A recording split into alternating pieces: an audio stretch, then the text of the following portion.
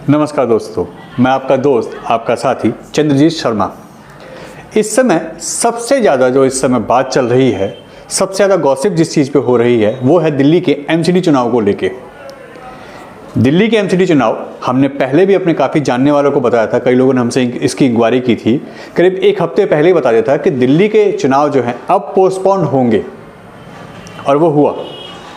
और अब इस पे गहन मंथन चल रहा है बीजेपी की साइड से। इसको लेके आरोप प्रत्यारोप भी शुरू हो गए हैं। आम आदमी पार्टी ने सीधा सीधा आरोप लगाया है बीजेपी पे, अमित शाह पे, मोदी पे। उनका साफ कहना है कि अब बीजेपी भाग रही है, उसको एमसीडी में अपनी हार दिख रही है। इसी कारण उन्होंने इलेक्शन कमीशन को लेटर लिख के इसको पोस्टपोन करने की बात कही, और इलेक्शन कमीशन इसको कुछ ही मिनट में मान भी गया। खैर, ये राजनीति है, एक दूसरे पे आरोप प्रत्यारोप तो चलते रहेंगे। ईवीएम को भी लेके हमेशा ऐसा ही होता है, मगर जब रिजल्ट किसी के पक्ष में आते हैं तो खुश होते हैं, और अगर थोड़ा सा नेगेटिव आ जाए तो फिर वही हाय हाय।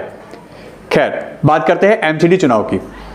एमसीडी के चुनाव 12 मार्च को, इस पे एक गहन मंथन चलने वाला है। एक बड़ी हाई लेवल मीटिंग चल रही है, जिसका हमने पहले बताया था और आज भी बताते हैं आपको हम।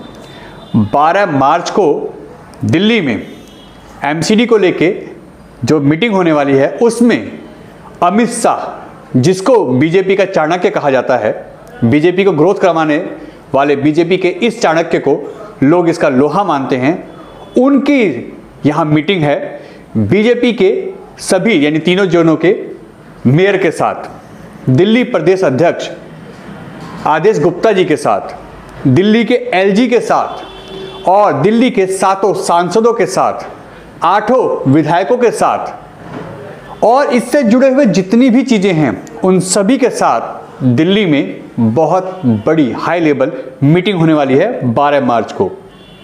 इसमें एक रणनीति पे काम किया जा रहा है, दिल्ली के इलेक्शन को टाला जाए, पूरी एमसीडी को एक किया जाए। अभी 3 एमसीडी जोन हैं, तीनों को एक किया जाए। एक करने के बाद बीजेपी का जो इस समय ग्राफ, थोड़ा सा बीजेपी का जो एमसीडी में ग्राफ है वो डाउन है, उसको सुधारा जाए। इसी बीच में ये काम होना है। और एक सबसे बड़ी बात, अगर दिल्ली की एमसीडी एक होती है तो सारे समीकरण बदल जाएंगे।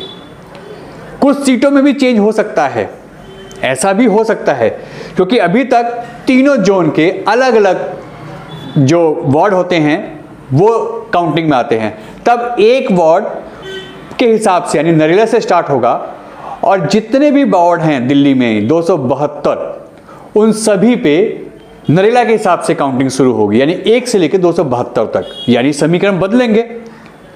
इसी पे काम कर रही है बीजेपी। ऐसा होता है तो आने वाले समय में बीजेपी अपना ग्राफ बढ़ाएगी, बीजेपी अपने आप को यहां पे मजबूत स्थिति में लेके आएगी, फाइट करने की कंडीशन में अपने आप को लेके आएगी। और इसी रणनीति के तहत दिल्ली के एमसीडी को एक किया जा रहा है, ताकि केजरीवाल जी की जिस तरीके से छवि बीजेपी को नुकसान दे रही है, बीजेपी जिस तरीके से यहां पे लॉस में जाती है हर बार, केजरीवाल का कोई तोड़ नहीं निकाल पाती, इनको मात देने के लिए एमसीडी को एक किया जा रहा है, ताकि लॉसेस जो हो रहे हैं उसको भरा जा सके, और साथ साथ तीनों एमसीडी का कार्य एक ही जगह से सुचारू रूप से चलाए, और सब जगह एमसीडी प्रॉपर वर्क करे। क्योंकि रोज ये मुसीबत रहती है तीनों एमसीडी में, फंड नहीं है, केजरीवाल सरकार पैसा नहीं दे रही, हमारा फंड रोक के बैठी है, हम काम कैसे करें। केजरीवाल जी कहते हैं हम पैसा दे रहे हैं, ये काम नहीं करना चाहते, भ्रष्ट है एमसीडी, ऐसी चीजें चलती रहती हैं।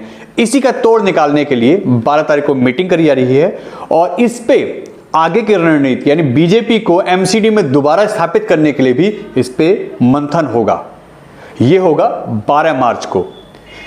यूपी के इलेक्शन का काउंटिंग हो चुकी है, सरकारें किसकी बनेंगी वो हो चुका है, चारों स्टेट इसके अलावा वो भी अब क्लियर हो चुका है, यानी अब बीजेपी इलेक्शनों से बाहर आ चुकी है, और अब एमसीडी का फोकस है उसका। चुनाव आयोग ने कहा है 16 से लेकर 18 मई तक हम इलेक्शन कराएंगे, मगर जितनी हमारी अभी तक जानकारी है, जैसे हमने पहले भी बोला है कि सूत्रों के हवाले से खबर यह है कि यह इलेक्शन और पोस्टपोन हो सकता है, क्योंकि बीजेपी अपना ग्राफ बढ़ाएगी, अपने आप को रीस्टैब्लिश करेगी और अपना वजूद कायम रखेगी, क्योंकि पिछले 15 साल से बीजेपी है और आने वाले समय में भी वो चाहती है कि एमसीडी से ही सही मगर दिल्ली में उसकी सरकार बने और केजरीवाल का तोड़ निकले। इसी मंथन को लेके बीजेपी के चाणक्य कहे जाने वाले अमित शाह अपनी पूरी टीम के साथ बैठेंगे और इस पे आगे की रणनीति तैयार करेंगे। एक करेंगे पूरी एमसीडी को और बीजेपी को जिताने की जो भी रणनीति हो सकती है एमसीडी में वो फुलफिल करेंगे, क्योंकि आज के अकॉर्डिंग बीजेपी की जो एमसीडी में है पोजीशन वो बहुत डाउन है। अगर आज के हिसाब से कंडीशन में इलेक्शन होते हैं तो बीजेपी माइनस में जाने वाली है और आम आदमी पार्टी ग्राफ इस वक्त हाई है, यानी आम आदमी पार्टी एमसीडी में अपनी सरकार बना सकती है और इसी का तोड़ 12 मार्च को निकालेंगे अमित शाह। News Bharat TV, Delhi.